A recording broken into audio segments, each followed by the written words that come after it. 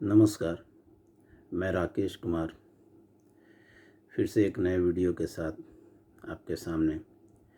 एक कहावत है कि मन का हारे हार है और मन का जीते जीत है।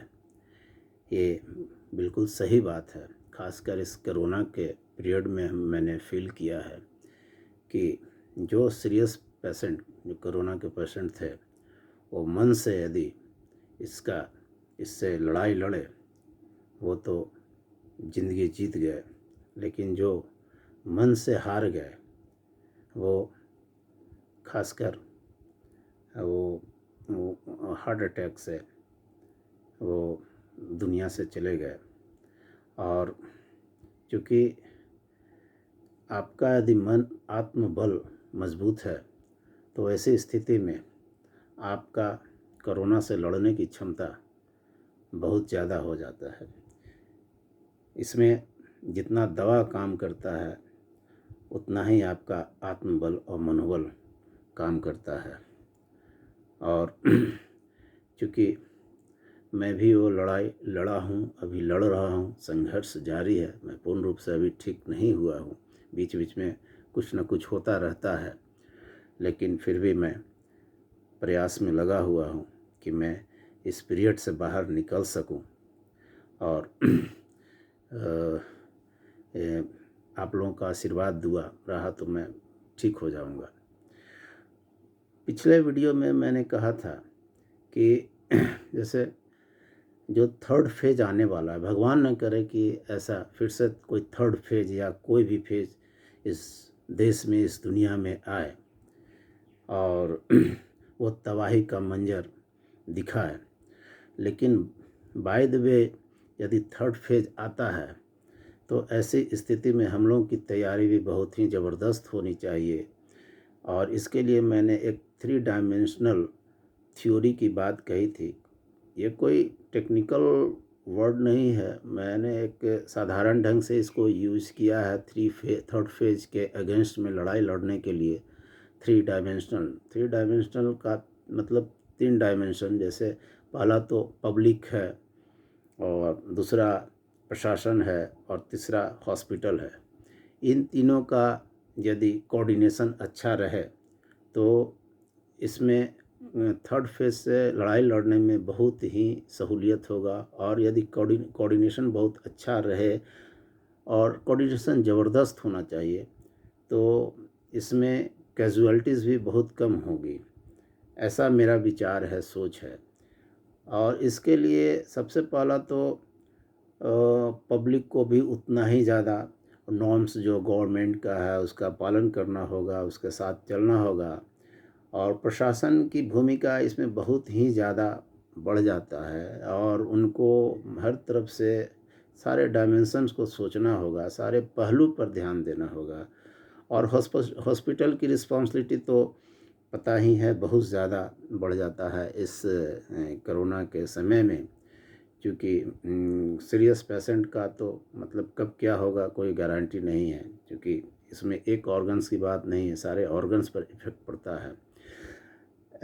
बात यह भी है कि यदि हॉस्पिटल की क्षमता 100 बेड की है और अचानक वहाँ 1000 पेशेंट आ जाए तो हॉस्पिटल ऐसी स्थिति में क्या किया जा सकता है।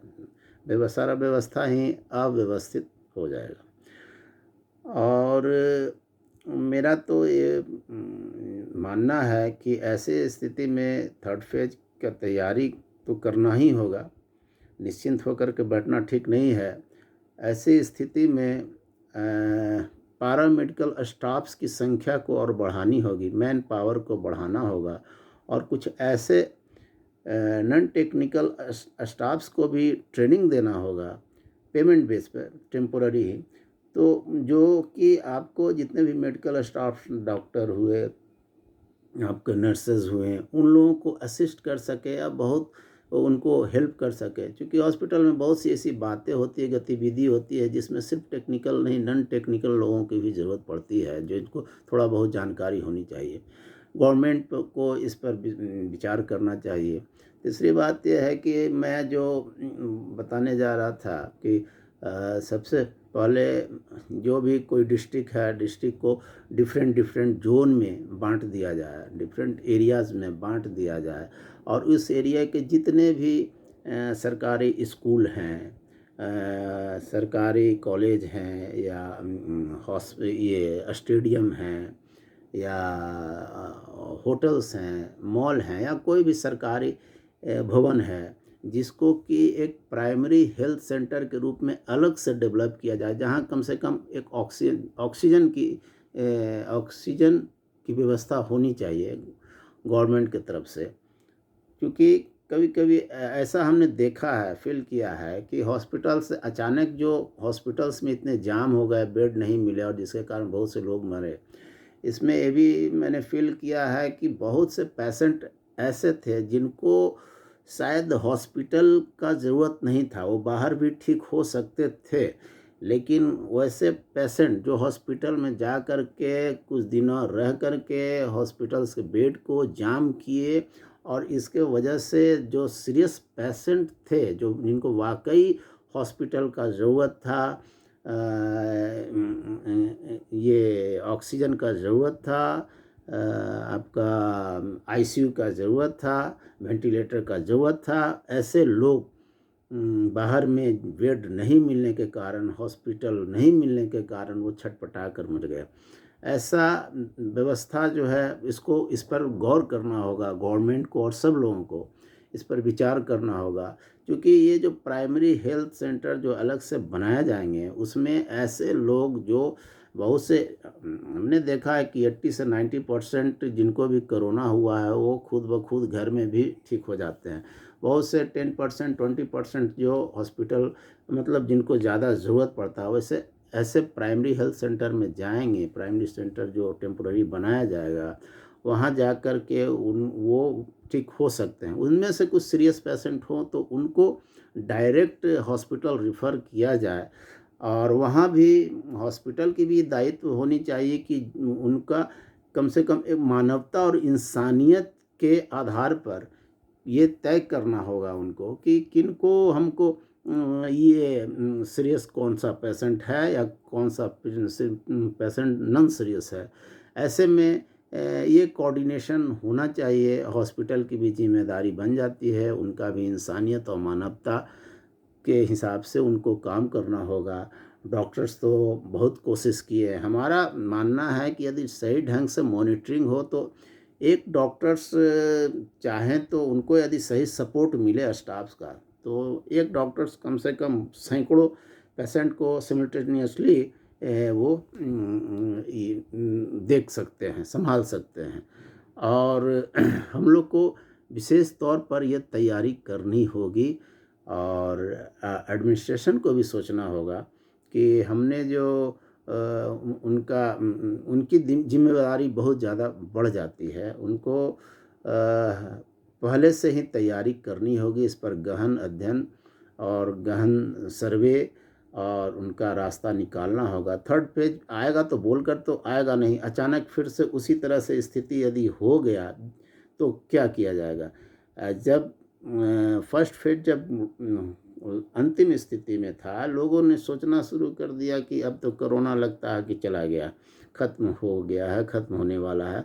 और अचानक ही इस तरह से किलर कोरोना ने इस तरह से करवट बदला, और इस तरह से अपना प्रहार दिखाया कि सारे दुनिया में, खासकर भारत में, चारों तरफ तबाही तबाही का मंजर था, चारों तरफ लाशों का ढेर था। और वो दुखद समय भगवान न करे कि फिर दोबारा कभी आए इस देश में, इस दुनिया में। खासकर 10 अप्रैल 2021 से लेकर के 10 मई 2021 का जो पीरियड था, वो पीरियड तो हमारे भारतीय इतिहास में एक काला धब्बा है, एक काला बहुत ही ब्लैक डेज है वो। और वो भगवान न करे कि वो काले अक्षरों में लिखा जाएगा। ये हमारे भारतीय इतिहास में इतने लोगों की, निर्दोष लोगों की जान गई है, जिनका कोई दोष नहीं था, और उन्होंने अपना जान गंवाया है। और चूँकि हमको बहुत ज़्यादा बोलने का परमिशन नहीं है, लेकिन फिर भी मैं कोशिश करता हूँ अब जो है कि बहुत सी बातें बाकी है जो मैं अगले वीडियोज़ में ज़रूर बोलूँगा, और तब तक के लिए मैं आप लोगों से विदा लूँगा। लेकिन यहाँ एक बात गवर्नमेंट से एक रिक्वेस्ट ये करना चाहता हूँ कि जो भी कोरोना से सीरियस पेशेंट का निधन हुआ है, उनके लिए वो ज़रूर कुछ न कुछ सोचे, उनके लिए कुछ फाइनेंशियल सपोर्ट मिलनी चाहिए। और ऐसे लोग जो बहुत ज़्यादा सीरियस थे और जिनको हॉस्पिटल की ज़रूरत पड़ी, चूँकि हॉस्पिटल में बहुत ज़्यादा खर्च हुआ कोरोना के इलाज में, ऐसे सीरियस पेशेंट जो लौट कर आ गए, उनके लिए भी गवर्नमेंट को सोचना चाहिए या लोन उनका प्रोविज़न करना चाहिए, क्योंकि बहुत ज़्यादा इसमें खर्च पड़ता है इस इलाज में। तो इन्हीं शब्दों के साथ मैं आप लोगों से अगले वीडियोस तक के लिए विदा लेता हूँ। धन्यवाद। Thank you. जय हिंद।